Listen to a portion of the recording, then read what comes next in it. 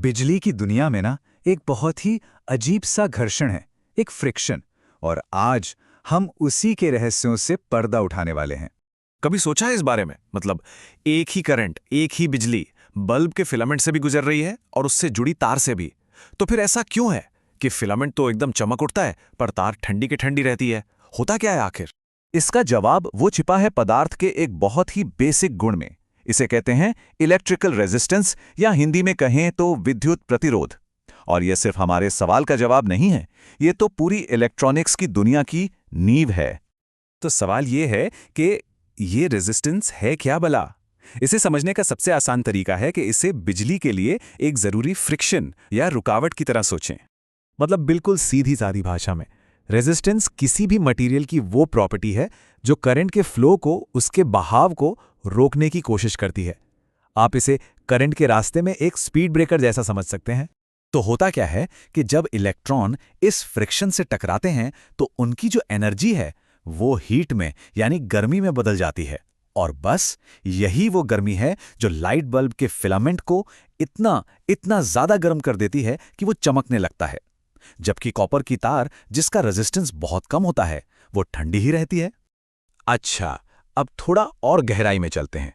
जरा zoom in करके देखते हैं कि तार के अंदर एटॉमिक लेवल पर असल में चल क्या रहा है। देखिए, बिजली को लेके ना एक बहुत बड़ी गलतफहमी है। हम सबको लगता है कि इलेक्ट्रॉन तारों के अंदर लगभग लाइट की स्पीड से दौड़ते हैं, पर सच्चाई तो इससे कई ज्यादा अजीब और हैरान करने वाली है। यकीन करना शायद थोड़ा मुश्किल हो, लेकिन एक नॉर्मल कॉपर वायर में एक इलेक्ट्रॉन की एवरेज स्पीड सिर्फ 1 मिलीमीटर प्रति सेकंड होती है। अरे, ये तो चींटी की चाल से भी धीमा है। तो फिर सवाल उठता है कि स्विच ऑन करते ही लाइट तुरंत कैसे जल जाती है? ऐसा इसलिए होता है क्योंकि जो चीज लाइट की स्पीड से चलती है वो सिग्नल है, एक इलेक्ट्रोमैग्नेटिक वेव, ना कि खुद इलेक्ट्रॉन। इसे ऐसे समझिए जैसे पानी से भरी एक लंबी पाइप हो। आप एक सिरे पर धक्का देंगे तो दूसरे सिरे से पानी फौरन बाहर आएगा, है ना? भले ही पानी के मॉलिक्यूल खुद बहुत धीरे धीरे आगे बढ़े हों। बस बिजली के साथ भी बिल्कुल ऐसा ही होता है। तो ये जो रेजिस्टेंस है, इसकी जड़ है यही टक्करें। जरा सोचिए, इलेक्ट्रॉन एक भीड़ भाड़ वाले बाजार से निकलने की कोशिश कर रहा है। वो लगातार कभी एटम से टकराएगा, कभी दूसरे इलेक्ट्रॉन से, कभी मटेरियल में मिली किसी इम्प्योरिटी से। और हर एक टक्कर उसकी एनर्जी को कम करके उसे हीट में बदल देती है। लेकिन अच्छी बात यह है कि ये टक्करों का खेल पूरी तरह से रैंडम नहीं है। कुछ बहुत ही सीधे साधे क्लासिकल नियम हैं जो ये तय करते हैं कि किसी भी तार में कितना रेजिस्टेंस होगा। ये समझना बहुत आसान है। देखिए, तार जितनी लंबी होगी, टक्करों की गुंजाइश उतनी ही ज्यादा होगी, तो रेजिस्टेंस भी ज्यादा। तार जितनी मोटी होगी, इलेक्ट्रॉन्स को निकलने के लिए ज्यादा रास्ते मिलेंगे, तो रेजिस्टेंस कम हो जाएगा। मटेरियल तो खैर बहुत ही जरूरी है। जैसे कॉपर का रेजिस्टेंस कम है पर रबर का बहुत ज्यादा। और हाँ, टेम्परेचर, तार जितना गर्म होगा उसके एटम्स उतनी ही तेजी से वाइब्रेट करेंगे और इलेक्ट्रॉन्स का रास्ता और भी मुश्किल हो जाएगा। तो क्या ये नियम हमेशा इतने ही सीधे साधे रहते हैं? ज्यादातर मामलों में तो हाँ, लेकिन जब बात हाई फ्रीक्वेंसी करंट की आती है तो चीजें थोड़ी अजीब होनी शुरू हो जाती हैं। देखिए, अभी तक हम ये मानकर चल रहे थे कि करंट जो है वो तार के पूरे हिस्से में से एक समान बहता है। पर क्या ये बात हमेशा सच होती है? जवाब है नहीं। जब फ्रीक्वेंसी बहुत हाई होती है तो एक बहुत ही दिलचस्प चीज होती है जिसे स्किन इफेक्ट कहते हैं।